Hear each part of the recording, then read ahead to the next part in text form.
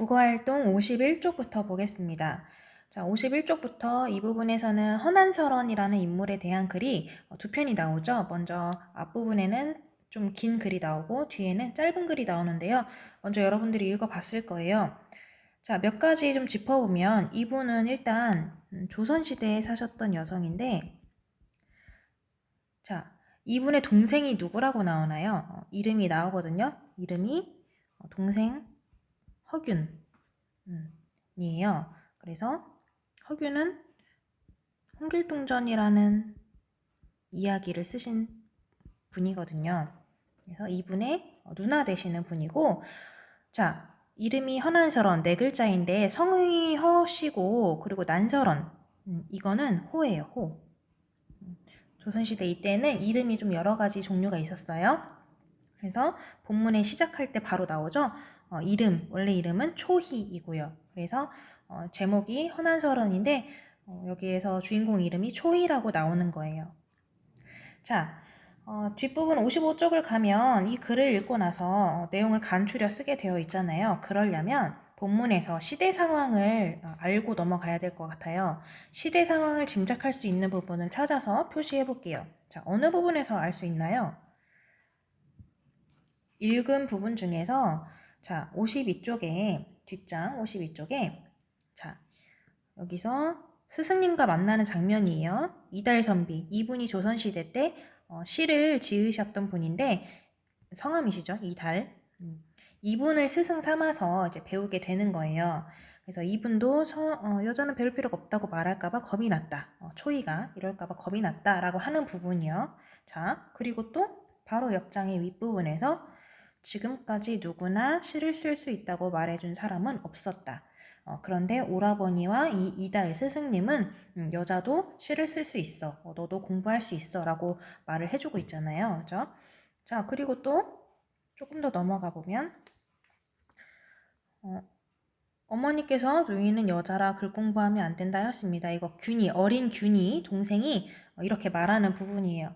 자, 이렇게 밑줄 친 부분으로 봤을 때 이 당시에는 여성은 글 공부를 할 수 없었어요. 그죠?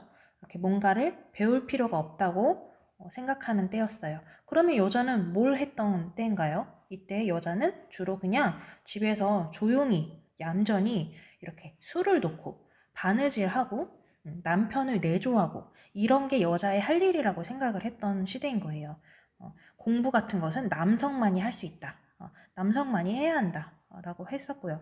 그런데 이 초이, 허난설원은 공부를 너무 하고 싶었던 거죠. 글 공부를 해서 배우고 이런 게 재밌었던 거예요. 오라버니도 굉장히 멋진 분이시죠. 그죠?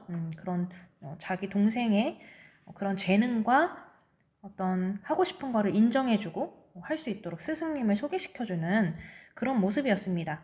자, 간추릴 때 이렇게 여러 줄에다가 여러분들이 쓰기 좀 어려울 것 같아서 선생님이 앞부분 조금 힌트를 줄게요. 그럼 여러분들이 뒷부분을 이렇게 완성을 해보세요. 자, 어떤 내용으로 쓰면 좋겠냐면은 먼저 이렇게 해봅시다. 자, 흔한설원이 살았던 시대는 자, 방금 우리가 시대 상황에 대해서 이야기를 나눴잖아요. 그러니까 뒷부분 완성을 해보세요. 이 문장은 자, 시대는 어떤 시대였다. 어떻게 할 수 없었다. 그죠? 자, 그리고 이어갈게요. 그런 상황에서도 허난설원은 어떻게 했다. 이런 식으로 말이 나와야 되겠죠? 그런 상황에서도 어떻게 했다. 자, 그리고 여기서 허난설원의 오빠, 오라버니 하고 나오는 이분, 오빠는 어떻게 해줬다. 그러니까 허난설원이 시대 상황에 맞서서 어떻게 하고 있는 것을 도와주는 인물이잖아요. 그죠? 어떻게 해줬다. 뭐 이렇게 지지를 해주고 스승님을 소개시켜주고 글 공부를 하게 도와줬다. 이런 식으로 완성을 해보세요. 자, 그래서 마지막 문장 같이 완성해 볼게요. 그래서 허난설원은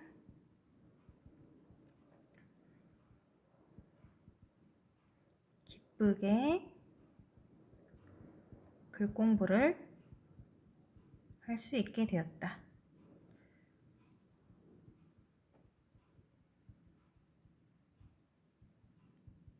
자, 그러면 나머지 부분은 여러분들이 충분히 채울 수 있겠죠.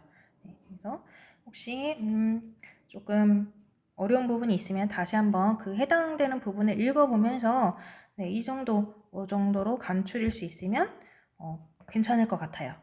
자, 뒷장에서는 중국에서 먼저 주목받은 난설원집.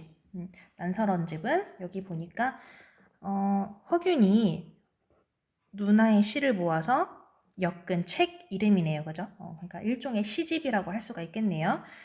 자, 여기 처음에 이렇게 시작해요. 허난설원이 불행한 삶 속에서도 꾸준히 시를 지었어요. 허난설원의 삶에 대해서 자세히 나오진 않고 있는데 여러분들 좀 이제 전기문을 읽어본 사람이나 이렇게 검색을 해서 찾아보면 알 수 있겠지만 그 앞에서 나온 글은 허난설원의 행복했던 어린 시절이었고요. 사실 이제 결혼을 하고 나서 되게 시어머니한테 굉장히 많이 구박받고요. 남편도 좀 안 좋은 사람이었어요. 그래서 당연히 결혼 생활이 행복하지 않았겠죠? 그리고 자식을 낳았는데 자식들도 좀 일찍 많이 죽어요. 그러니까 얼마나 힘들었겠어요. 그래서 그런 마음들을 시로 많이 표현을 했습니다. 이런 삶 속에서도 이런 작품 활동을 열심히 한 거죠. 그거를 그 당시에 중국이었던 명나라, 그 당시 중국이에요. 우리가 조선이었듯이 여기에서 되게 인정을 받아가지고 낙양의 종이값을 올려놓았다라는 말을 들을 정도로 되게 가치를 인정받았다는 거죠. 그런 내용입니다. 이런 업적에 대한 자신의 생각을 한번 간단하게 말해볼까요? 허난설원이 일단 삶이 굉장히 기구했는데 시대 상황도 자신을 좀 도와주지 않고 그리고 개인적인 삶도 좀 안타깝지만 불행했는데 그러한 상황, 역경 속에서도 꾸준히 자기 소신대로 열심히 할 일을 하고 시를 열심히 짓고 이랬다는 자세가 되게 본받을 만한 훌륭한 태도인 것 같아요. 그죠? 그리고 좀 안타깝죠. 우리 그 당시 사회에서 인정받지 못하고 좀 이분을 인정해주지 못하고 멀리 다른 나라에서 인정받게 하는 그런 게 조금 선생님은 개인적으로 아쉬운 것 같아요. 그리고 허난설원이 그 당시 조선이 아니고 만약에 지금 같은 상황에 지금 같은 시대에 태어났다면 얼마나 자유롭게 재능을 펼칠 수 있었을까 하는 아쉬움도 들죠. 그죠? 자, 이런 말들을 한번 간단히 한두 줄 적어보면 되겠습니다. 자, 국어활동 6단원의 국어활동 마지막은 글씨 연습으로 끝이 나네요. 네, 그래서 한번 정약용 글에 나왔던 일부분 내용이죠. 그래서 한번 글씨 연습까지 하면서 6단원의 국어활동을 마무리해 보세요.